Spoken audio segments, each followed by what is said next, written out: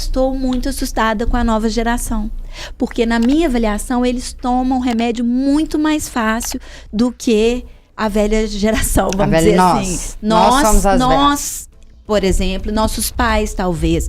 Eu não sei se isso procede efetivamente, se é uma impressão, mas eu tenho visto uma geração de 20 e poucos anos enfiada no remédio. Isso procede? Acredito que procede, sim. A gente está discutindo aqui o uso de remédio, mas muito baseado nos sintomas, né? Seja um sintoma físico ou um mental, aqui a gente está falando mais de físico. A gente tem que entender o seguinte, né? Todo desconforto, seja ele físico ou mental, ele é útil e ele sinaliza algo pra gente. Então, por exemplo, você tá lá na sua cozinha ou comendo alguma coisa, você queimou a sua mão. Aquilo dói, né? E se não doesse, você ficaria com a mão na panela lá e sua mão iria necrosar e você ia perder a sua mão. A neuropatia diabética, por exemplo, que altera a sensibilidade dos pés, a pessoa sai numa rua descalça aí, quente, queima o pé todo e o pé necrosa e tem ceias, muitas vezes até perde o pé por conta disso. Então a dor, ela é útil.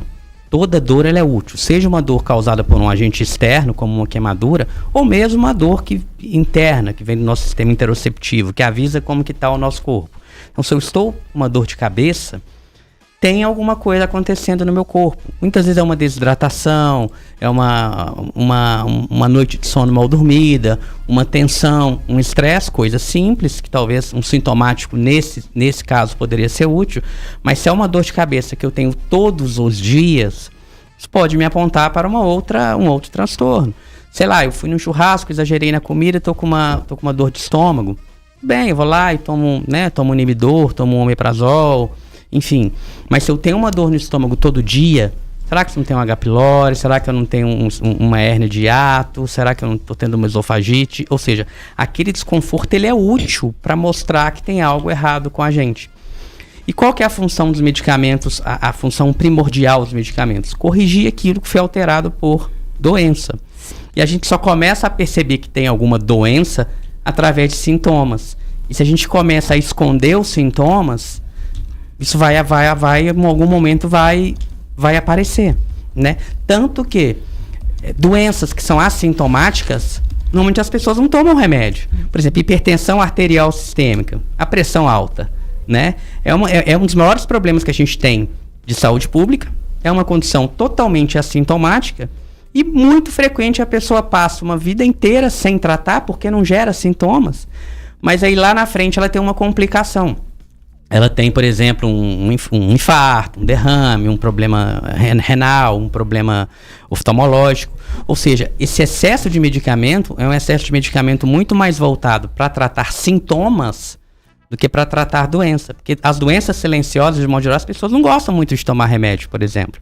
Até dentro da saúde mental, os medicamentos que de fato tratam os transtornos, as pessoas normalmente não tomam.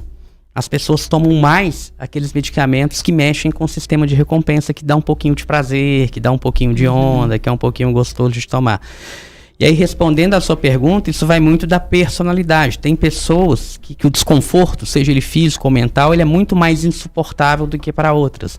Então tem gente que tem baixa tolerância à frustração, por exemplo, já quer tomar um remédio a qualquer coisinha ruim que aconteça. Ou baixa tolerância à dor também. Ao menor sinal de uma dor, já começa a tomar analgésicos, remédios sintomáticos, enfim. E aí a gente polariza, né? Eu amo remédio e eu odeio remédio. E essa pessoa que odeia remédio, normalmente ela goza de uma saúde relativamente boa. Dificilmente você vê uma pessoa chegar dentro de um hospital numa condição de saúde grave, com muitos problemas. Não vou tomar remédio, né? Você falou do óculos, né? Depende. A pessoa às vezes não aceita o óculos se o grau dela for baixo.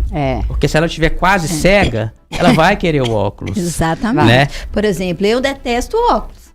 Agora eu já tô acostumando. Eu fui sentar aqui para fazer o lugar da Zacarone na folga dela. Se eu tiver sem óculos, eu não consigo ler absolutamente nada. Agora, imagine uma pessoa que começa a colocar, hipoteticamente aqui, ela começa a usar um óculos para melhorar muito a visão dela, né? Aí a gente já começa talvez a ir para um outro extremo. E isso dentro da saúde mental a gente vê muito, especialmente com medicações anfetamínicas, alguns medicamentos que geram uma sensação de prazer. Mas a pessoa não tem um transtorno, Mas ela começa a se intitular muitas vezes como tendo algum transtorno e começa muitas vezes tomar um medicamento para ter um benefício, entre aspas. Agora, isso é mais comum nessa geração que eu citei, mais jovem, ou não? Eu acho que sim. Porque você falou em relação a essa questão da não se frustrar, porque é uma geração que tem mais dificuldade com a frustração. Sim, tem mais dificuldade com a frustração, sim. Com certeza, eu acho que tem por uma série de fatores, né? Acho que entre eles é excesso de formação, redes sociais, um padrão de comparação, né? Isso, de fato, está atrapalhando muito a mente, não só dessa geração, mas de todo mundo, de um modo geral. Mas eu acho que essa geração que já nasceu nisso acaba sendo impactada mais. Então, um exemplo clássico aqui seria, por exemplo, um medicamento para tratar TDAH. Né? A prevalência no ponto. A prevalência de TDAH na população adulta é em torno de 2,5%. Em crianças, 5%. Porque uma parcela das crianças o transtorno se resolve na vida adulta, então a prevalência em adulto é menor. Agora, a prevalência de pessoas que chegam no consultório se auto-intitulando como tendo TDAH é 30%, 40%.